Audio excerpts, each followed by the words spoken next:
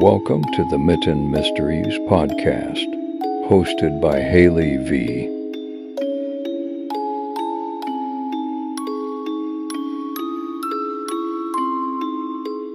Hi everyone, welcome back to the Mitten Mysteries podcast. I am your host Haley V. If you are new here, welcome. We like to talk about all things creepy, strange, and unusual.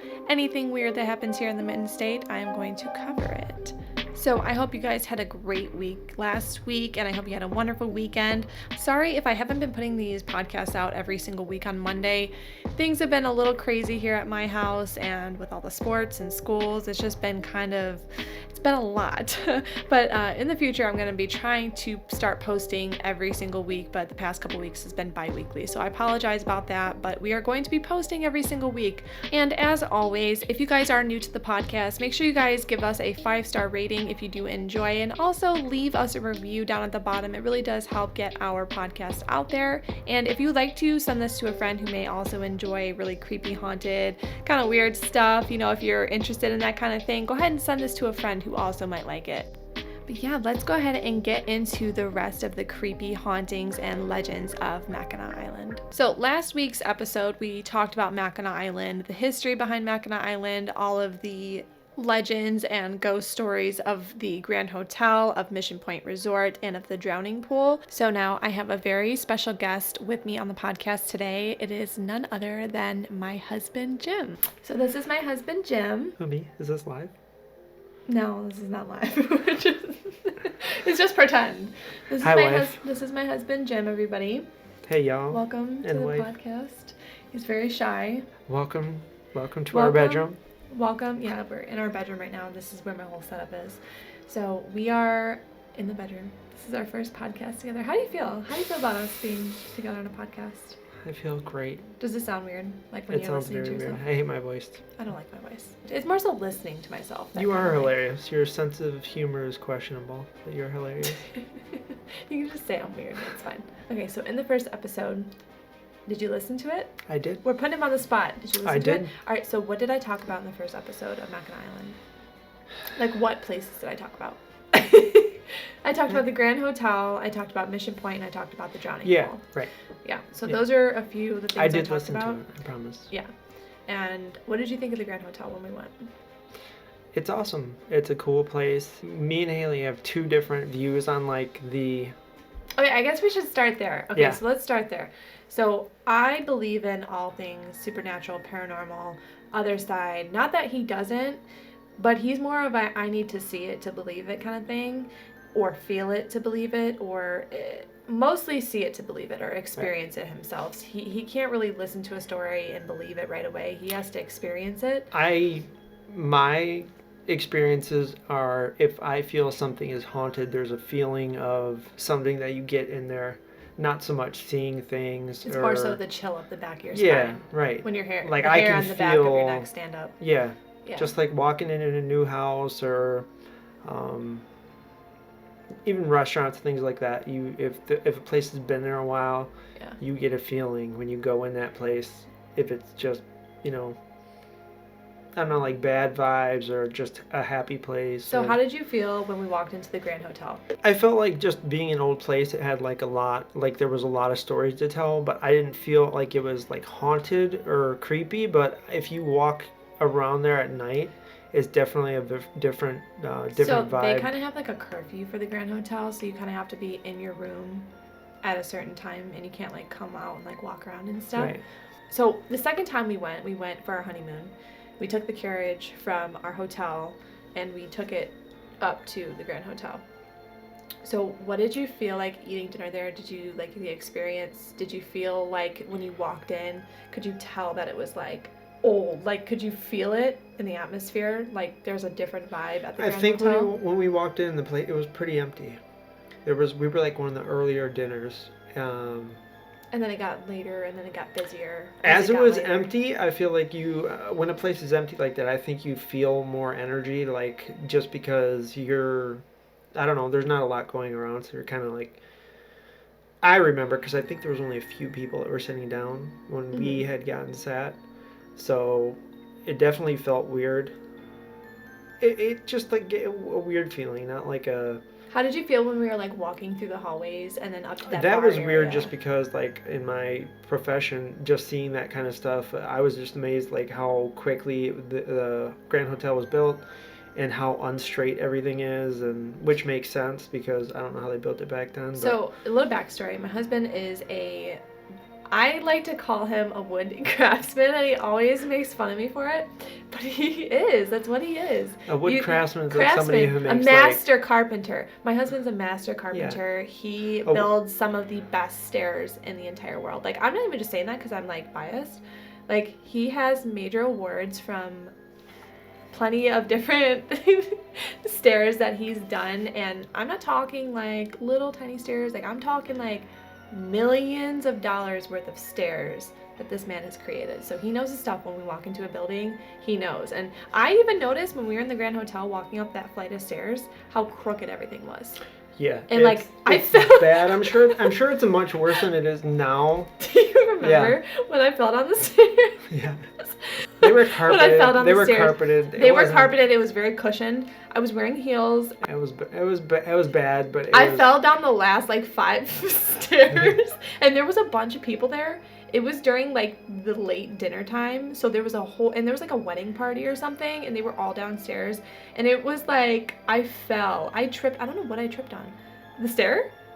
Anyway, I tripped down the stairs. I tripped. I'm very clumsy, obviously, as a person. Yeah, I'll chalk it up to your... But when we were walking in the hallways, you could Clumsiness. tell like the hallways were really crooked too. Like just like how uneven they were. And it felt like when you looked down them, you could see how like jagged the hallways were. Like Yeah, how... I think that's one thing when I walk into those old places, anywhere, especially a place that has stairs or woodwork in it, I can always picture the gravitate people. towards it. I can picture the people like working on it, especially the old stuff. Like, do you ever get like visions of that? I do like kind of like not like kind of like in daydreamy, like not that I actually see things, but do you know like when you do that and you walk, and it could be a random place, and you do that, it could be your sixth sense picking up stuff from the past, because everybody has that ability in some way or another. Others have it stronger than others, but for me, I get like the energy in the room. Like I can walk in and be like, whoa, a lot of stuff has happened here, and I can feel it. If it's bad, it's like a heaviness. Mm-hmm. If it's good, it like gives you butterflies. Yeah. That's like the best way I can describe it for myself. But for you, like to see that and to picture that, that's good. Anywhere we walk in, like that's why I always ask you. I'm like, how are you feeling? I feel when we're in it's here? always the old places, because even some of the places I've worked in, like the older places, they just have like a vibe. So we didn't stay at the Grand Hotel, but next year we will be going to stay at the Grand Hotel because we won a golf trip, or you won a drawing for the Grand Hotel at a golf outing. We won tickets for two nights at the Grand Hotel. Yeah. So we're gonna go in I think the beginning of summer. I think that's probably what we're gonna shoot for, and then we get to stay 2 nights at the Grand Hotel. So we'll be able to kind of experience it at night and see how it is. Probably something we never would have done otherwise. Yeah, no. Because it's like $600. We can't afford that. No, we're pulling on a budget. We can't. If I'm gonna spend that kind of money, it's gonna be a place that has everything. We were just nice. I looked very nice, but not compared to a lot of the other women. The other women were wearing like the fancy Tiffany and Co. Swarovski.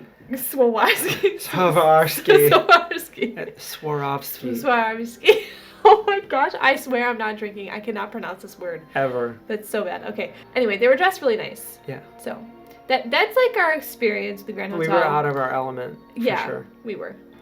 We're going to go back and we're still going to be out of our element. Anyway, so that was our experience with the Grand Hotel. We get to stay there next year, so we will update you guys when we get back on how that whole trip went. I'll probably record a whole bunch of stuff anyway, like I always do. The next place, so I talked about Mission Point. We've never been there yet. We've never stayed there. I would like to stay there one time. We walked on the grounds.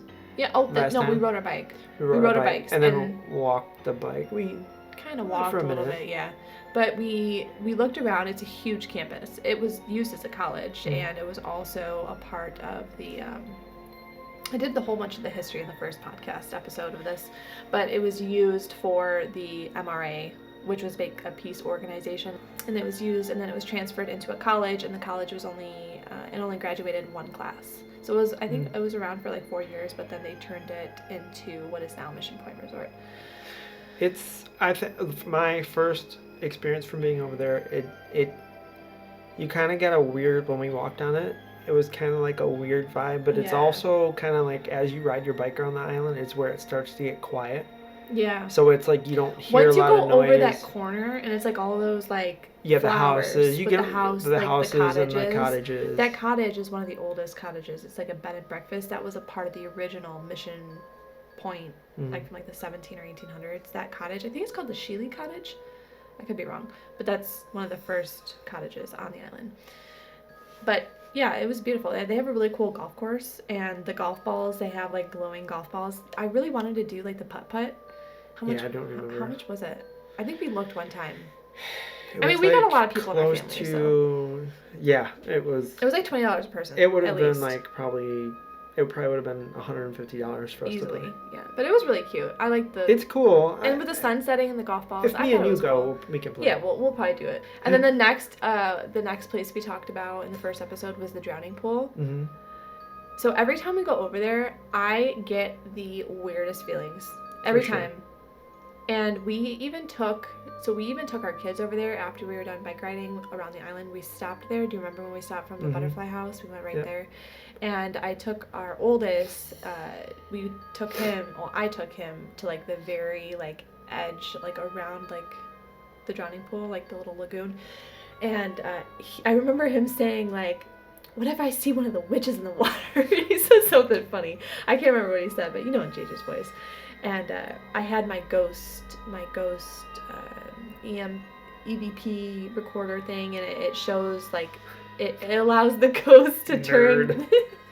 It allows the ghost to turn the messages into like words. So it said a couple names, and so I got him to go back and forth with me and the ghost, supposedly the ghost, and. So we were talking to it, and we go, what is your name? And she said, Margaret. And then after that, Jade goes, how old are you? And she said 21. And that was so weird. And so the legend of the drowning pool is 7 women were basically drowned because they were said to be witches. And this is all like alleged and like rumors, but it's been passed down for a really long time. So there was brothels on the island, and all the soldiers would go into these brothels, and then like they would try to like get with the women.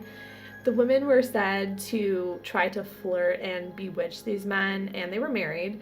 So the wives found out, and the wives were the ones that were like, oh no, y'all are going down. The wives of the men that were saying that these women were doing what they were doing, they told the town and everybody that these women were witches, and this is back in like the 1700s.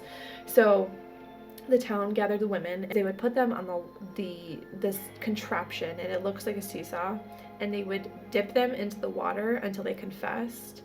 And if they didn't confess, then they would tie rocks to their ankles and throw them under. Now, if they floated to the top, they were a witch, and then they were hung.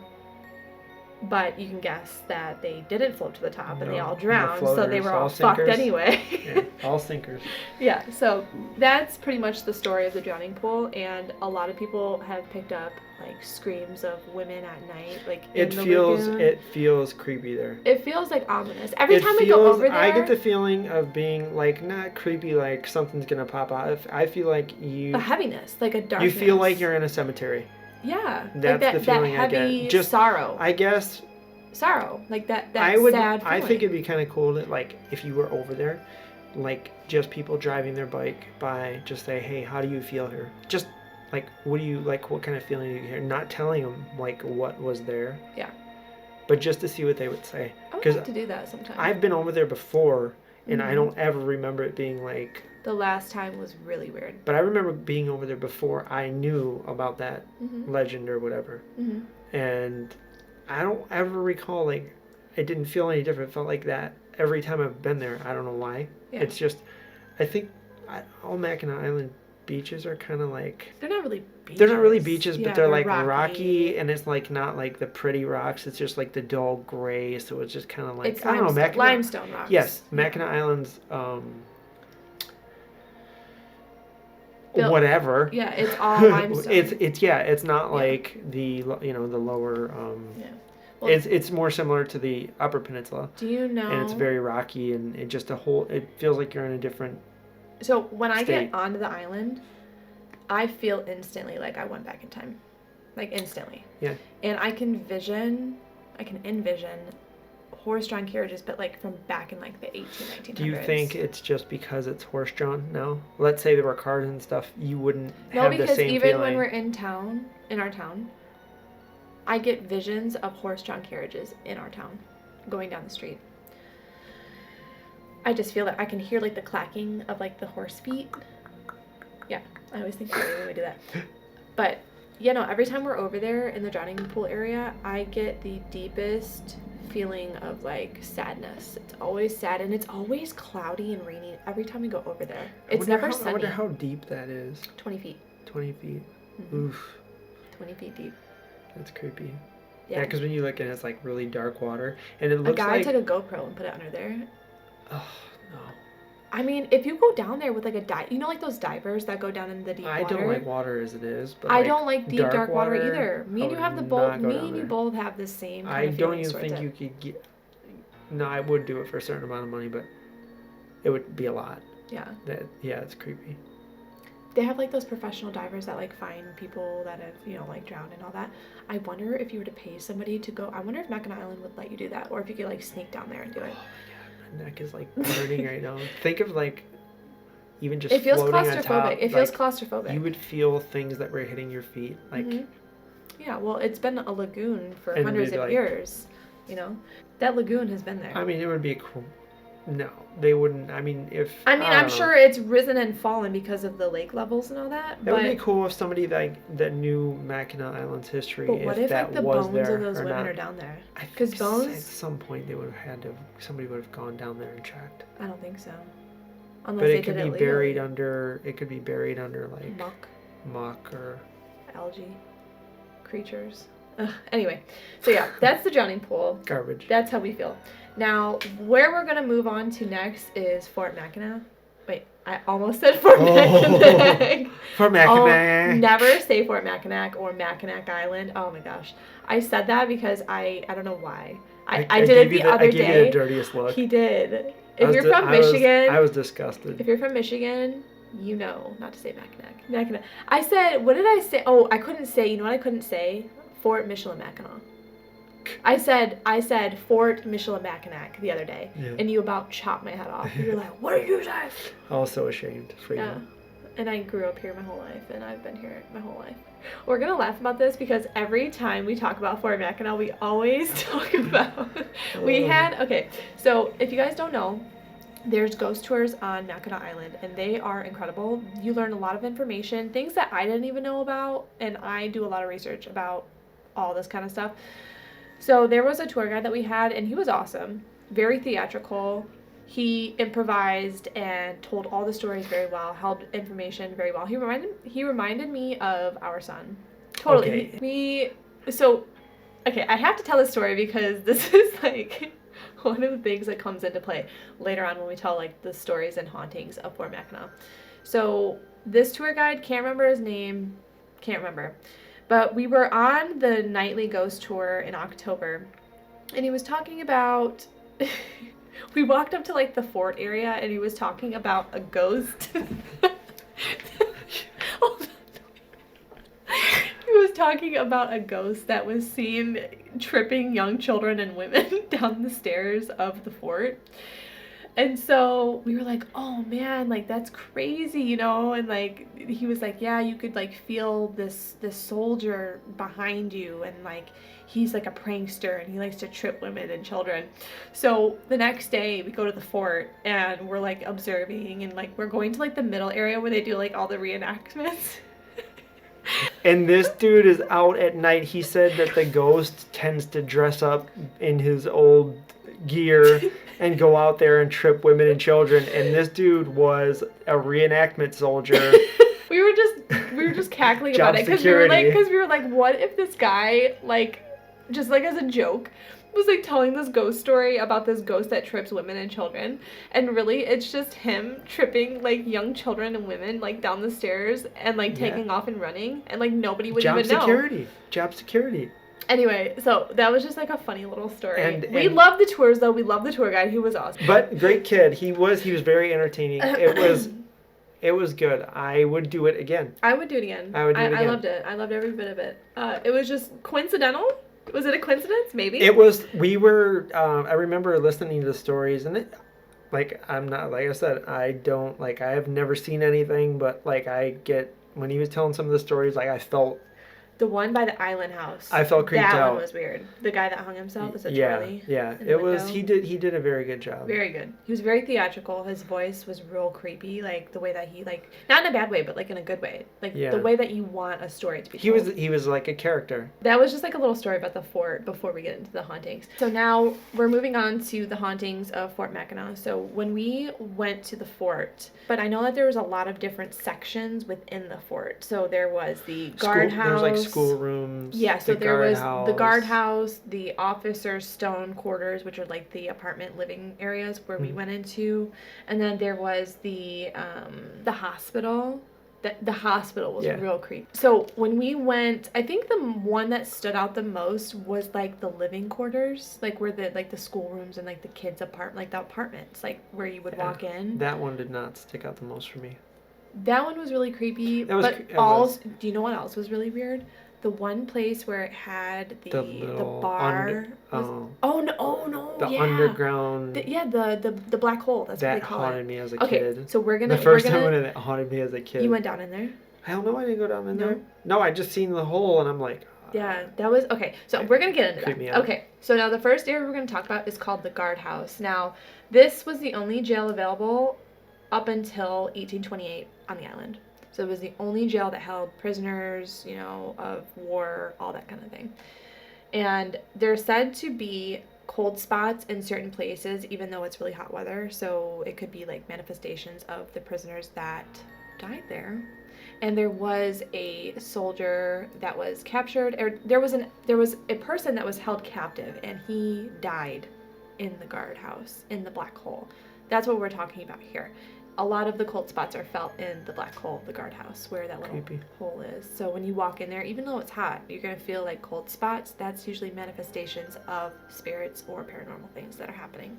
There is no reasonable explanation for the cold spots. It's just like a sudden drop in temperature. So it'll just be random. There's no cooling. There's no air conditioners in this 1700s old guardhouse. So it's just random. It pops up out of nowhere. The black hole is in the front of the guardhouse towards the entrance. So like when we first walked in, it's like right there. So deep down in there, it's said, the legend states that there was a skeleton found in there, and that was the prisoner of war that died. So that may be where the cold spots are coming from. It's probably him that's haunting the guardhouse. So now the next place we're going to talk about is the officer stone quarters. Now this is the oldest original building in Michigan. Do you know that? Is it really? The oldest building in Michigan. It was built in 1780. It was the first original building. Everything's original. Wow. Yeah. So that's crazy. 1780. And what the oldest one in Michigan. The stone quarters? The officer stone quarters. So this is like I really want to look at it next time we go back. Yeah. We're gonna tour it again. After learning all this stuff, I really want to like tour it again. Now, this is used as the kids' quarters now and the tea room. So now, the officers' stone quarters are said to be haunted by the children. The officers' stone quarters are like the apartments, living area of the people that have worked there, or, like their children and their families. So there are a couple children that haunt that area. So the officers' stone quarters, they have 2 children. Their names Josiah Cowles and Isabel Cowles. So they are the children of Lieutenant Calvin D. Cowles, and he was a lieutenant that worked on the island to help protect it during the American Revolution. And those 2 children, so Josiah was 5 months old, and he died of gastrointestinal disease in 1884, I believe, and then 4 years later, and then his sister, Isabel Cowles, she died after turning 1 year old. 5 weeks later after her first birthday, she died in 1884 or 1888. Mm-hmm. His sister, I'm not sure what she died of. They probably died from the flu. Well, no, there was like tuberculosis, there was that gastrointestinal thing kind of going around, and then there was the flu, influenza, like all that. They had all that there. The flu is influenza. No, I know. Those two children are said to haunt that area, and during the nighttime, so at the end of the day, the workers will put all the toys back away in the quarters, like where the kids can play, like that's where the children's quarters are, like for now, like where the kids can go and kind of just play with toys and stuff. We went in there. You know, do you remember which one I'm talking about? There was like rooms with like toys and stuff, and then there's also the sitting room where you can have tea and all that. Well, at night, the people, like the workers, will put all the toys back, and then the next morning they will be thrown all around the room. It's that damn kid. It's that damn kid. He's a guard. He has access to the fort. It's not him. He is. It's not him. We'll see. So the toys are thrown all around the room, and then furniture is also moved throughout the entire place. Like the furniture will be pushed to one end when it's supposed to be in the other side. There's also cries of sickly children, like at night, like you can hear the babies crying, like you know, like when a baby's crying and it's like congested, that's like what that's what it sounds like coming from outside. There's also lights in the window. They turn on when no one's in there. The workers will be outside, and then they'll just turn on and start flashing, and no one's in there. Also, the motion detectors go off during the night when nobody is in there. Yeah, so the lights will be flickering inside the children's bedrooms. So the children's bedrooms is where the lights flicker. So the ones for Josiah and Isabel, those are the lights that go on and off. Their mom is said to haunt their grave sites at the cemetery, and she's called the Weeping Woman, and she's said to be kneeling at the ground of their graveyard, like their grave sites, and you can see her crying like a mom with a dress, like gown on. You can tell, but as soon as you try to walk up to her, she just disappears. And that's like a very reoccurring thing that happens at the cemetery from a bunch of different people that it's happened to. Now, the next place we're going to talk about at the fort is the hospital. Now, when we went to the hospital, they had a bunch of different, like, what would you call it? Like displays. They had like displays of like different like the piece tools of equipment. used. Yeah, like the tools and equipment that were used. Like a bone saw and just like stuff from like the 1700s, 1800s. That's like, could you imagine? Yeah, getting your arm sawed off with like no medication, no anesthesia. You just getting your arm chopped off. That just right there gives me like the chills. When you look at that old equipment, you know it's probably been used to. And in the hospital. So somebody apparently took a picture in the hospital, and when they took the picture, an apparition of a phantom limb was in the picture. Just like a random leg, just chilling in the picture, floating. Have you seen it? No, I haven't seen it. I want to search it up, though. I should search it up. I want to see if I can find it. The ghosts that are in there are said to be kind of like jokesters, and they like to mess with people. It's not the guy. It's not the guy. So how do you feel when you walk into the hospital? Like, what are your feelings like when you walk in there? Just not good feelings. I mean, I don't like any hospitals. Hospitals are just like... Because you know there's people that have died, people that have been born. Yeah. Yeah, it's just like a... I don't know. So reportings from a bunch of different people have stated that every time they walk in there, they feel a lot of sadness and sorrow, like when they walk in. So they feel like that pit of your stomach, and it's just sad. Yeah, I mean, that's probably where the island's not that big. So, like, if you figure everybody that lived on that island basically probably died in that because there was a lot of suffering. Sick and and they didn't sick children. Yeah, they didn't have all like the modern drugs and things like that to make people at peace. They were just like suffering, agony and suffering. Yeah, it's such a tiny it's a tiny area. Like everywhere on the fort, it's really small. Like if you think about it, like there's small sections, but then there's a lot of them. There's a lot of different sections, but they're like, it's real weird. That the hospital, and I don't know how much is still like current. I don't think they don't use that for the hospital. There's an actual hospital. No, obviously. No, I didn't see anybody in there when we were there, so must have been a good day. Sure? No, I'm talking about like if they took any of the old buildings out as the years went, or if they just. Yeah. No, everything's original. Everything's original there. They're not still using it. No, obviously not. They moved that. There's still feelings from a bunch of people. Like when you walk in, they feel like there's still sickness and death in the air. Like when you walk in like your house, like people are sick. Like you could just tell in the air, it's just heavy.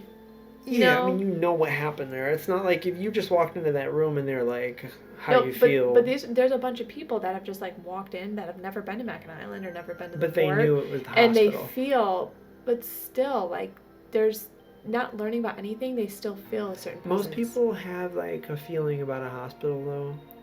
A lot of people don't like I don't like hospitals. And I think Mackinac Island it has a very historical like feel. Just getting on the island, it has a very historical. If you've never been there, okay, so if you've never been there, you have to take a ferry over there because there's no other cars. Yeah, there's no cars. It's all I already went over this in the first episode, but it's horse-drawn carriages, bikes. So immediately you get like this super old school like because they want you to feel like you're transformed into a different era. But you feel like you're in that era, so and that's you why kind I of love it. I think your mind automatically goes back to like Yeah. imagine being here when. Well, see, like with me, I feel so connected to the early 1900s, like 1905, 1910, 15, even 1920s. I feel like my soul has lived through that time. Yeah. And I mean, shoot, my engagement ring is from 1910, 1915, somewhere around there. I feel so connected to that time period. So Mackinac Island for me is very, almost like sentimental.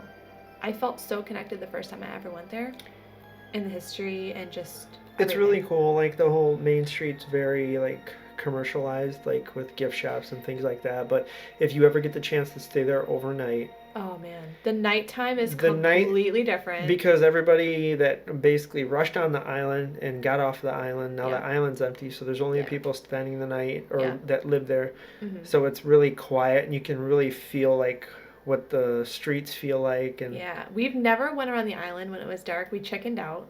We wanted to go around the island. We started. We got to about where we usually stay. Me and Jim, we usually like pitch up like a hammock. There's like a certain point. It's like a mile. Like if you were to be on the island facing the mainland, you would go right and you would go down about a mile. I would say about a mile. Like past like the boards. You know what I'm talking about? Like on the ground. Like you'd go past that. It's like past the Summer in Time tree. There's 2 little trees. We like to pitch up this is like our little spot. Right above there is like a landing up on the hill. It's like people have like bonfires and stuff at night and like they drink. One of the very few spots where we found to put a hammock on the beach side or like the water side of the bike path. Yeah, and that's where we go after we've ridden around the island. The feeling at night is so much different than during the day because it's so quiet. It's like you know everyone. Like the dinner at the Grand Hotel. When you're at the dinner at the Grand Hotel and the room is filled, it's very like you don't feel like the room and all that. You just because of all the people. But like if you go around Mackinac Island at night, like on Main Street when the streets are empty and like pretty much just the bars are open, it's a very different feel of. Because during the day it's like Disneyland. I mean the Main Street is just people and horses and it's so much going on. It's incredible that you can even drive your bike through Main Street when it's like we go most of the time during the summertime in July because we're up at our family's cabin up north in 4th of July. But then we also we would go during the fall time for just me and my husband without the kids. And between July and October is the best time, in my opinion, to go because it's not super busy. If you get a couple decent days, like for me, I don't mind wearing a sweatshirt. And the first or second week is perfect. Anywhere else after that, it's gonna snow. It's gonna be too cold, and I think it was around 60 degrees last time we were there in October for our honeymoon. It was around 60 degrees, and then one day, the last day we were leaving, it was like 75 or something. It was really warm. It was really nice, and of course it was like the nicest day when we went. The first day it rained, and then the second day it was beautiful. I think that was the day we went to the Grand Hotel. If you go during the island at night and you stay on the island, it's a completely different vibe. I would say go without the kids and stay on the island at night, overnight. Definitely a must do. We're just rambling. I like it. I like the conversation. I don't know. We're gonna go I think back. we're on topic because I don't know what the topic is. Mackinac Island. We're just talking about Mackinac Island. Right. We're talking about the haunted, creepy stuff in Mackinac Island. We're good. So the next part of the Fort Mackinac I'm going to talk about is the other ghostly experience that people seem to notice, and it's the sound of a piper. So you know, like those guys that like play like the like the little flutes, like the soft, like the soft little flutes that people used to play back in like the 1800s, like the little. So this phenomenon happens at the Sally Port entrance, and it's the sound of a piper that's softly playing a tune. Now this is said to be one of the musicians that have died on the island during, the battle of the war, because there was a couple different musicians. What is a creepy instrument? If you hear a creepy instrument, what do you think of? Violin. I think that like the drum, like the drummer boy drums. You know what I mean? Like the war drums. Yeah, those are pretty. But no, like when you hear do you remember watching that one movie? No, I like bagpipes. The violin was like in that one movie, The Shining. I feel like there's bagpipes in The Shining too. What's that other movie we watch with the kids? The kids love those movies. There's it's like a trio or 4 movie, Insidious, where it's like horrible example. Yeah, it sounded just like that. No, but I don't know. What I'm talking about, I think of like violin. Violin is real. It can be real creepy. If it's like real shrieky. Yeah, like off tune violin. Okay, so the fluter. So it is said to be a musician that has probably passed away on the island that plays the flute, and he is seen walking back and forth at that Sally Port entrance, and you can catch glimpses of him. I don't remember where that's at. So the Sally Port entrance, okay, so it says here that at the North Sally Port, so this is what it looks like. Oh, okay. It's underneath, so I don't know we didn't go if that that's way. ever open. No, I don't think so. Yeah, that's cool. It says, a strange sound is sometimes heard on a foggy morning. The sound you may hear is a piper softly playing a tune. If you look at the walls above the North Sally Port, you may even see his ghostly figure walking back and forth. The piper has not been positively identified, but may be one of the following musicians who died while serving at the fort: James Irvine in 1811, Samuel Finmore in 1819, or Thomas Ward in 1850. He's also known to trip women and children. A lot of coincidences. So the next thing we're gonna talk about, you're gonna end up saying it for this one too. Okay, so the next ghostly encounter we're gonna talk about is called the Ghostly Rider. Now, the Ghostly Rider is said to be a soldier, so a man dressed in uniform that catches a ride on the back of the carriages that take you on the tours, and it will be at sunset when all the tours are done and they're coming down from the fort area, where they stop. You know how they stop at the fort and you can get off and walk wherever? Well, it stops there, and it says that a man dressed as a soldier is on the very back, coming back down from the fort, and before it gets to its destination, he'll just disappear. Yeah, so he just disappears before anyone can turn around and say something to him, and a lot of people have seen this happen. The regularity of this is quite often that people have said that this has happened. The drivers, they'll look back, but he doesn't talk, he doesn't say anything, he just stares like this, straight on, and doesn't say a word. And he's like a full body apparition, he looks like an actual person, but then when they turn back around, he's gone. Now, the next place we're going to talk about is the Island House Hotel. So now, this is the oldest hotel on Mackinac Island in operation still to this day. It's the longest. So, a little bit of brief history about the Island House Hotel. It is the oldest hotel on Mackinac Island still in operation today. It was built in 1852 by Charles O'Malley. The hotel was originally a beach resort located next to the water. And then the second owner, Captain Henry Van Allen, decided that the hotel would serve better for future expansion if it was moved to its current location about 300 feet from the water. And when we're going down Main Street and we look, that's that big, it's right down, if you go a little bit past, right by the fort, right next to it, that's the first big hotel that we see. And we're always like, we should stay there. They moved the hotel through 300 feet? Mm-hmm. Why wouldn't they just dig up the beach? And put more beach? If you want it closer to the water, dig up the beach. Don't move the hotel. That's not a little hotel. Well, they probably did it in sections. But how could you move that? Just dig the water out. The Van Allen family owned and operated the Island House until the late 1930s when Rose Van Allen Webster, Henry's daughter, passed away. During the Van Allen period, not only was the hotel moved, but both the east and west wings, which have been helped to define the image of the Island House Hotel, were constructed. So these are like the turrets, like the big areas right there. Yeah. After Rose's death, the hotel remained unused for several years, and in 1945, the MRA, which we talked about before, that owned the Mission Point Resort and built that, they used the hotel for a short period before moving its new conference center to Mission Point when they built it. So they rented a couple different places on Mackinac Island, the MRA did, to host their organization. They did it at the Grand Hotel, and then they did it also at the Island House. Yeah. Before building or Mission Point Resort. The Island House again sat empty for a few years until the late 1940s when a group of investors purchased the property. A group known as the Island House Incorporated proceeded to operate the hotel. However, over the years, the property was not properly cared for and some felt that it would be torn down. In 1969, Harry and James Ryba, along with Victor Calwart, decided to purchase and restore the Island House. They wanted to bring back the glorious hotel the Island House once was. After all the renovations and restorations, they completed it in 1972 and the hotel was reopened to the public. The next year, the hotel was declared a Michigan Historical Landmark, ensuring that its survival for the generations to come. Since the 1970s restoration, there have been numerous improvements to the Island House Hotel, and some of the additions include a new pool, sauna, and several more guest rooms.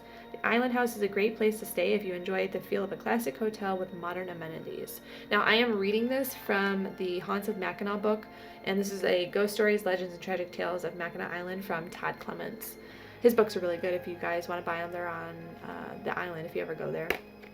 And they come autographed as well. Now, the ghostly activity that is said to be at the Island House Hotel, it is claimed that a man died at the hotel quite some time ago and decided to take up a permanent residence. Now, this ghostly man is not known to be hostile and usually pays little or no attention to the current guests. However, he is said to move furniture throughout the building and or on rare occasions appear to lucky witnesses. So yeah, that is the hotel, and I believe that is the man that took his life. Remember how the one tour guide he was talking about, I think his name is Charlie or Charles.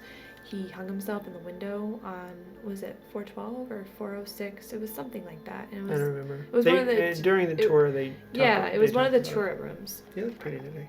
Do I? Yeah. Thank you. Okay, so the next ghost we're going to be talking about is at Pine Cottage. There is said to be a ghostly woman appearing at Pine Cottage, and it was believed to be the person murdered here in 1942.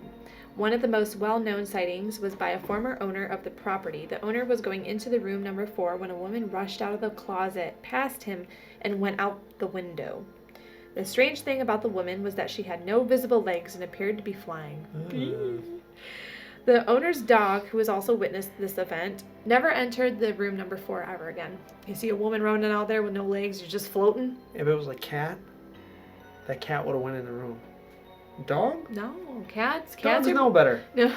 So the ghostly woman may have been a historical repeater. Sometimes, so there's different kinds of ghosts. There's ones that are very interactive with you in today's time period, and then there's other ones that just repeat the same thing over and over again. However, the woman's ghost has done things that are not repeated. For example, she has been seen checking on guests staying at the Pine Cottage. This activity appears to be more than in line with a sentient spirit.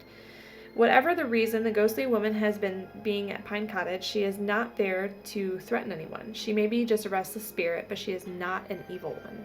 There's also a man that haunts Pine Cottage, but he remains unknown, but has been rumored to be the killer of the woman who also haunts the building.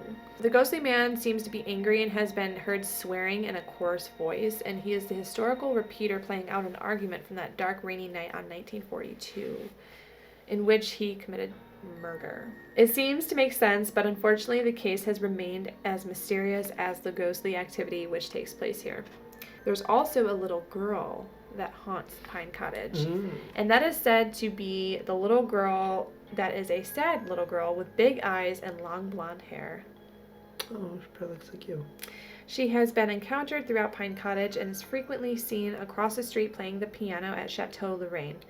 Why the little girl moves between Pine Cottage and Chateau Lorraine is a mystery, but some people on the street have even noticed her looking out the windows of Pine Cottage attic, and it happens quite a lot.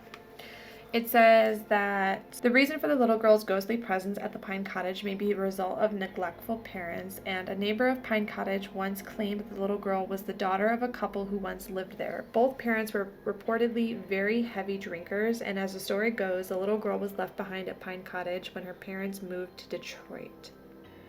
They left her. That poor thing. Is it a true story, though? Yeah. Or allegedly? That's so sad. The little girl is thought to have died soon after, and since then her ghost is said to be seen weeping. And if asked what is wrong, she will reply, "Mommy, I want to come home." Yeah, so That's super sad. I was actually looking at the Pine Cottage for our hotel we were going to stay at on the island, the bed and breakfast. Well, it's a story. It's as the story goes. As the story goes, right? A legend. But Right, so a lot of people... Hopefully that's not A lot true. of people have seen her and witnessed her and have talked to her. So obviously her spirit is real, but they don't know the story about how she died or if the whole thing about the parents is true. It's still not known today. Yeah. Every time we go to the island, I want to go through the cemetery because there's so many headstones that are very old, and obviously we're very respectful towards the cemetery. We don't just go in there and walk on people's graves. I will not walk even through the graves just because we stand off on the there's side certain on things the roads. that I don't think you mess with, and that's like one of them. I think that's they're there to rest in peace. Rest in peace, like let them rest in peace. Mackinac Island is a giant burial ground. It is it is a very sacred ground. And if you didn't know, or if you're new here, Mackinac Island is built completely, it's made out of entire limestone, and limestone is one of the biggest conductors of paranormal energy. That and being surrounded by water, because water is energy, water is life, it is created a lot of paranormal activity, and it gives it like the substance to have more energy for the spirits and stuff. So that's why, like, anytime you get an island, I feel like all islands are kind of like that. Yeah, because there's not like an easy, it's not an easy on off. There's not like, it's not just not like an easy escape. You have to wait till a boat picks you up. Yeah, it just feels ominous. like you're kind of ominous. It's like back in time because there's no cars that can take you there and back. There's definitely a feeling of just being on the island that you don't get. I think, probably any island that you could get to that's not, like, truly inhabited, like, tons of homes. The entire island back around, like, the 1600s and even earlier, it was used as a sacred ground for burial for, the Native Americans that have inhabited that island. And then, when the Europeans came over and inhabited also, it was, everything was built on top of it. So the Grand Hotel, when they were building the Grand Hotel, allegedly, the bodies of these ancestors of the tribes, it was built on top of their bones. And there were so many bones that they could not remove them all. Yeah. So they just had to build on top of it. Isn't that crazy to think about? Like, it's entirely sacred land. Yeah. It's very sacred land. And a girl on my TikTok commented, I think I told you about this. She was like, do not ride around at night because... So her husband was, his family and ancestors are all Native American, and they were a part of, the tribes that were on Mackinac Island, and she was like, do not go around the island at night. A lot of weird things happen. Very, like, weird things. Mackinac Island is entirely, like, a huge cemetery, but there's obviously certain cemeteries, like, for the soldiers and then the people that have died on the island. They have specific cemetery places for them to be buried, but there's bones all across the island. People keep digging them up during construction. There's tons of them. Like I said before, the first people to come were the Native Americans, and so the island is said to be the home of the Great Spirit for Native Americans. They proceeded to bury the dead on the island for several hundred years, and the exact locations of the burial grounds are not known, as many Native American cultures did not traditionally mark their grave sites. However, some records which exist prior to the early 1800s indicated that the grave sites of some American and British soldiers, civilians, and Native Americans buried on the island. So there's not marked graves. That's why when people dig up their houses or they build on things, they're digging up these bones and they're moved from wherever they found them to the grave sites, cemeteries. Yeah. Yeah, so when you destroy a grave and it's sacred land and you destroy that, you're stirring up energy that you don't even know about. Yeah. So of course it's going to be haunted, So a lot of people in the cemetery will see apparitions of Native Americans walking around. There's apparitions of soldiers, of children, of regular everyday people from the 1800s. There's all walks of life. A lot of ghosts are seen all over the island, but a lot of them are seen in the cemetery. Yeah, which it's really creepy if you go up there, like how you get there, the bike trails. Like I feel like even the bike trails, you kind of like wonder. Some of the bike trails, real creepy. Yeah. Like real, like ominous, very, like when you get in the deep woods and you're just, I could have swore I heard like a drum, like a do, do, do, like tribal drums, you know, like the sound. You know what sound I'm talking about? Like when we were riding, when the kids got so far past us that we couldn't see them anymore, and you were behind me, and to my right, I could just hear like doom, doom, doom, like drums, like older music. There's a lot of sightings at each of these cemeteries. Now, the known cemeteries on the island are the St. Anne Cemetery and also the Mackinac Island Cemetery. There's also the Fort Mackinac's Post Cemetery, where there's like the soldiers that are buried. You know, like the ones with all the flags on them. Isn't that right? That's right by the St. Anne's. I have the book right here. If you buy the book from Todd Clemens on the island, you can see all of this history and the maps and all that. So the St. Anne's Cemetery is right when you go up the main road, and it's between Custer Road and Garrison Road. Right, that's the one where the other cemetery is at too. Yeah, so there's three. So, there's one. Oh, okay.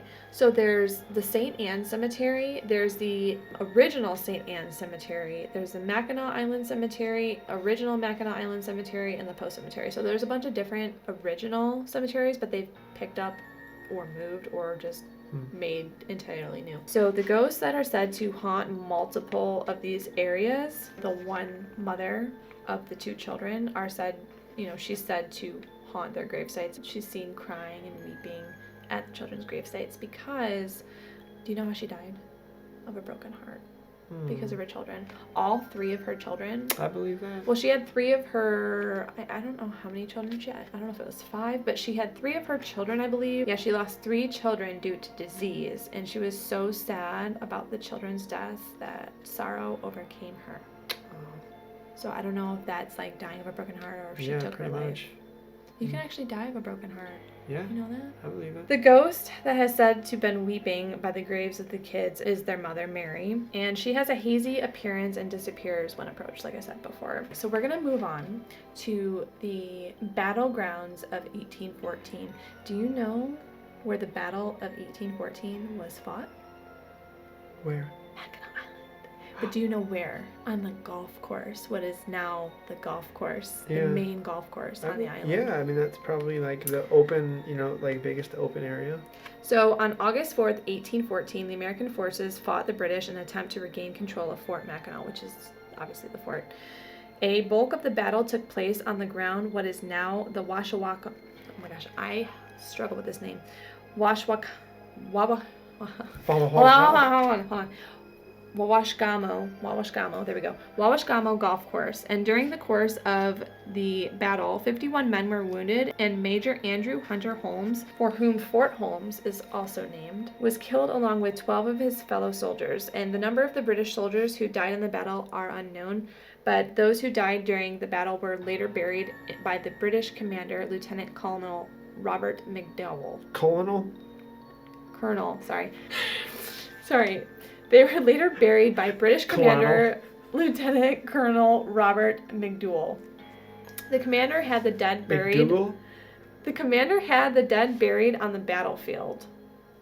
So all of those people are buried underneath the golf course. The battlefield. So some have said that the human remains were moved to the Post Cemetery, but there is no record of this ever happening. When you build a golf course, yourself. You bring in dirt. You don't take out dirt, because they're probably still under there. You don't. They have to be. Right. Yeah, I don't think they moved them. There's no record of it. They probably moved like they probably few bones. And they didn't dig every single bone. No, there ain't no way. I don't know how did they bury them though. Oh no, 51 men were wounded. Only 12. So 12 of them were killed. So only 12 were killed. Oh. That doesn't seem right though. one of the biggest battles, 1814, only 12 people died. Some have said that the remains are still there, but some of them say that it was moved to the post cemetery. I don't believe that they were moved. Anyway, moving on. But there's no record of this ever happening, but those who have died that day were almost certainly still buried underneath the Battle of 1814. 100%. So the ghostly activity that happens there at the battlefield of 1814 has been reports of ghostly soldiers in the area, but there's no known details of the encounters. I've heard a couple stories saying that there have been a couple soldiers, people will be like walking and they'll notice two soldiers talking to each other, so it looks like they're in costumes, and they'll be whispering about the battle that's about to happen. So it's almost like they're thinking about, it's like residual spirits. They're thinking that they're in a time period where, they're just reliving that moment before the traumatic battle happened. So when people would go up to the men, they would get spooked. The ghosts would get spooked, like, whoa, like, could you imagine, like, how we are now? And then people from the future, quote unquote, I can't imagine come that. to, like, talk to you, and you, like, just disappear because you're spooked. Yeah, so they're talking, so they hear them whispering and talking, and they disappear. So that's what's been said and heard about the Battle of 1814, the area, and the ghosts that inhabit it. I'm sure there's plenty more ghosts that are hanging out there. All those bodies underneath that field. Oh. Sad. They don't even get a respectful, like, burial. Probably because the people that were moving them just didn't want to deal with it, and they just kept them there and buried them underneath the ground. I mean, back in that day, it's different. Okay, so the next we're going to talk about are the massacred native ghosts that were murdered. And it's a clearing in the woods on the northern end of the island.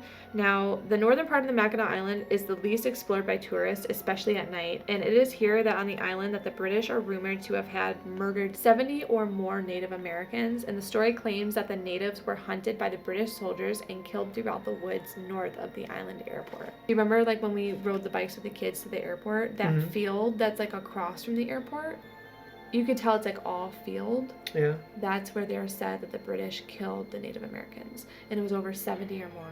Oh, wow. So the ghostly activity that happens there, some of the residents of Mackinac Island report seeing the ghostly images of Native American men running through the woods in the northern reaches of the island. Tourists brave enough to venture into the dark woods have also claimed to see ghosts of men covered in blood escaping from an unseen enemy. Occasionally, their voices can also be heard in the winds that blow through the trees. So the next thing we're going to talk about is the murder of Francis Lacey. The location is located on an area of Lakeshore Road near Sunset Rock and Stone Cliff Resort on Mackinac Island. This tragic tale, on July 24th, 1960, the peace of Mackinac Island was tragically disrupted when a rapist and murderer visited. His victim was Frances Lacey, a middle-aged woman visiting from Dearborn, Michigan with her daughter and son-in-law. Frances Lacey's story begins at the Murray Hotel. She left the hotel around 9 a.m. on Sunday to make 3.5-mile walk to the cottage rented by her daughter and son-in-law near the British Landing. She never arrived. Miss Lacey's daughter, worried about her mother's unusual tardiness, contacted the Mackinac Island police, and the search that followed was the most intense that the island has ever seen. Over 60 residents of the island, state police, Boy Scouts, bloodhounds, state park employees, and Coast Guard were involved in the massive search. Could you imagine all those people looking on a small island? That's crazy. Miss Sutter, Frances Lacey's daughter, said, "I'm going to stay on the island as long as it takes to find her. I'll do it even if it takes 2 years to find her, and I will have to become a beachcomber in the process."